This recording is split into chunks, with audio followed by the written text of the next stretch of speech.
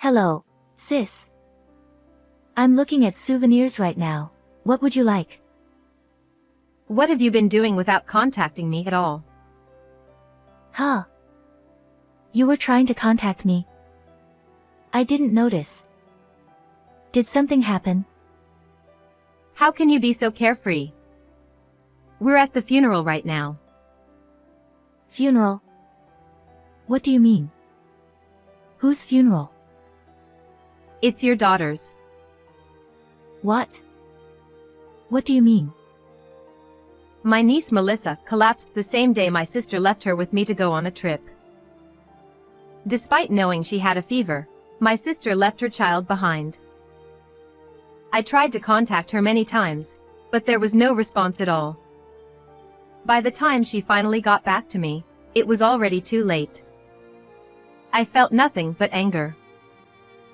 I've been married for 4 years, but the struggle of not being able to have children has been weighing on me. Right after getting married, we made plans to start a family and tried many times, but unfortunately, we haven't had any success so far. My sister had a shotgun wedding 2 years ago but divorced her husband within 6 months. Since then, she's been constantly pushing the responsibility of her child onto me. It's like practice for when you have kids in the future, isn't it? So it's fine, right? My sister always says this when she leaves her child with me. Every time, it leaves me with mixed feelings, but since it's not my niece's fault, I always agree to take care of her. However, since she shows no consideration for me, I'm getting really tired of it. And this time, too. I'm going on a trip with friends for a week from tomorrow, and I'd like to ask you to look after Melissa again. Huh? Again? You already left her with me last week. I had work last week, so it couldn't be helped, right? Could you ask our parents to look after her sometimes instead of always relying on you? I have plans too. You're a housewife. What plans do you have? So why can't you? But for a whole week. I'll bring back souvenirs. And it's a trip abroad I've planned for a long time, so I can't cancel it. Then why don't you take Melissa with you? Children cause troubles to others, right? Besides, I want to enjoy myself alone. Melissa would feel lonely, and you're being too selfish. So, I'll drop her at your house before I leave on a trip tomorrow. See you later. Left with a one-sided conversation, all I could do was sigh. I talked to my husband about this when he came back from work. I see. Yeah. That's why I need your help too. Sorry, but I'll be on a long business trip tomorrow. Really? For how long? About 5 days. Could be a week if the negotiations drag on. So, during that time, I'll have to take care of her all by myself? Even if you say that, it's work.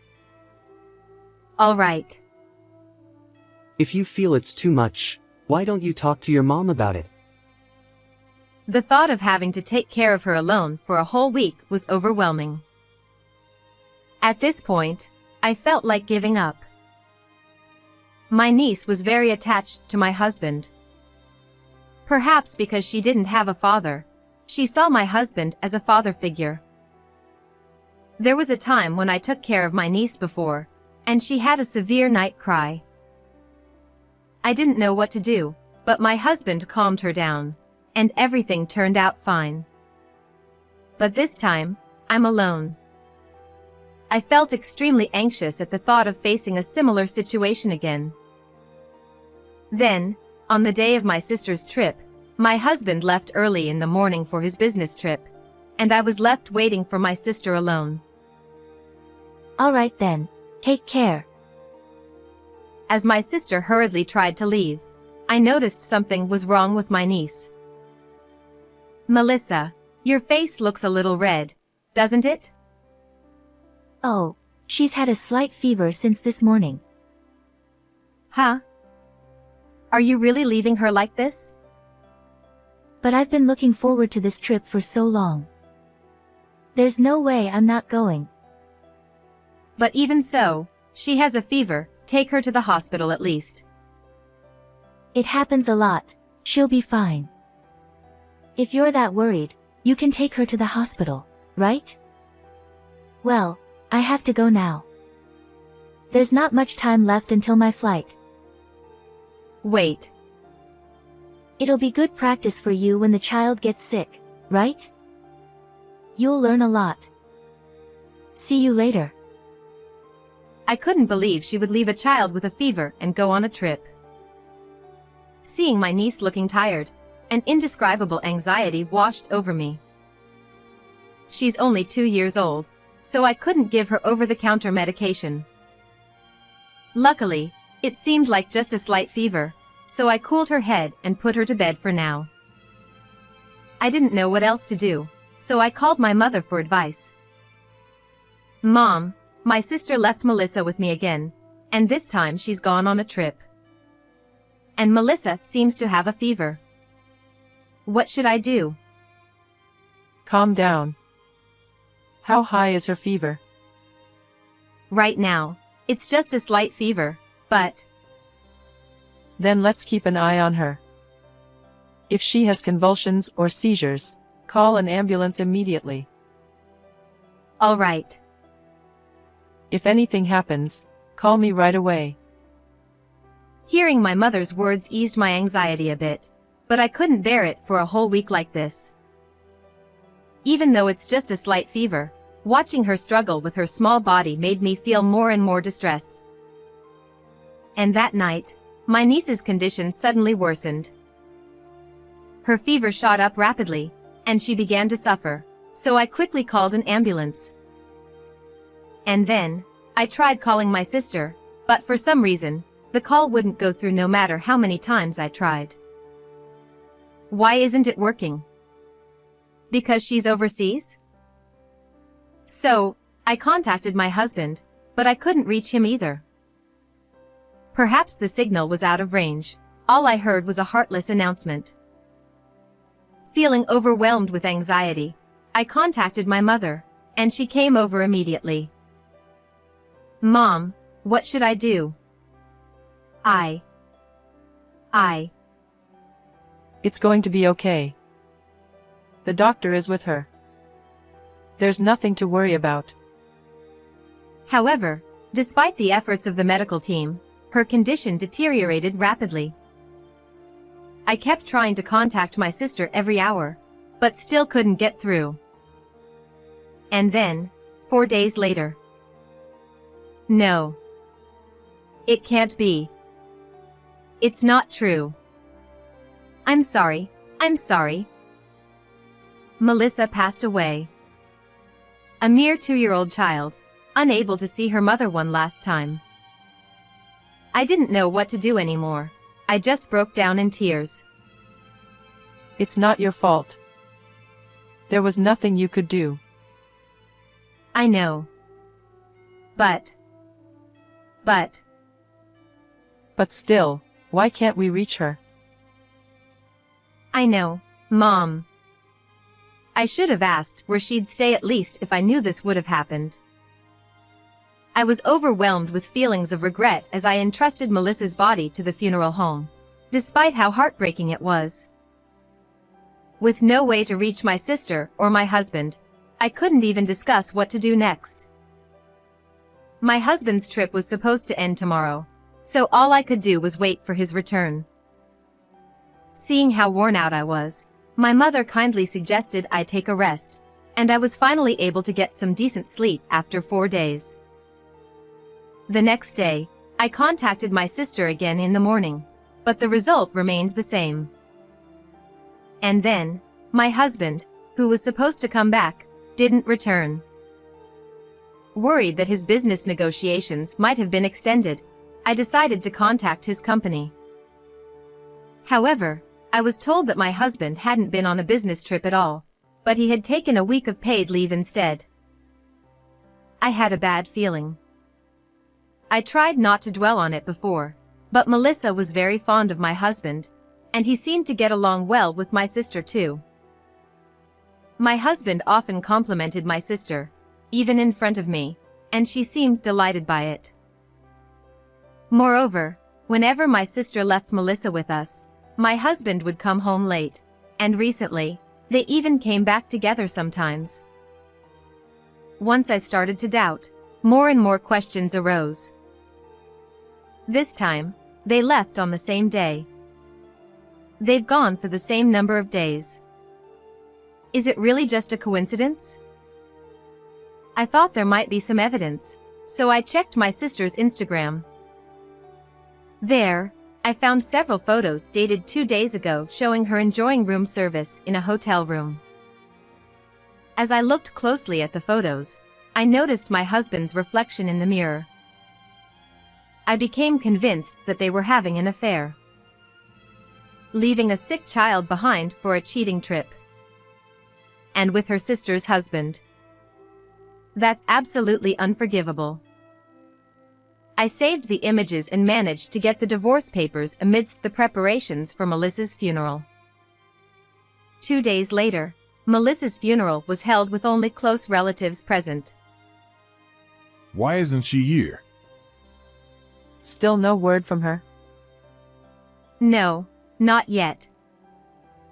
Not being at her child's funeral. What kind of mother does that? Unbelievable. Finally, my sister contacted us while our parents were furious. Hello, sis. I'm at the airport right now, looking at souvenirs. I was thinking of what to get since I'm coming back today. Also, I wanted to thank you for taking care of Melissa. What have you been doing all this time? Just on a trip. I called you many times. Why didn't you answer? Huh. Sorry, I didn't notice. Maybe because I was overseas. Anyway, is there anything you want? I'm in the middle of a funeral right now, so let's talk later. Huh. Whose funeral? It's your daughter's. Huh. What do you mean? Melissa passed away 2 days ago. Wait, I don't understand. It's because you left Melissa, who had a fever. She kept calling out mommy, mommy until the end.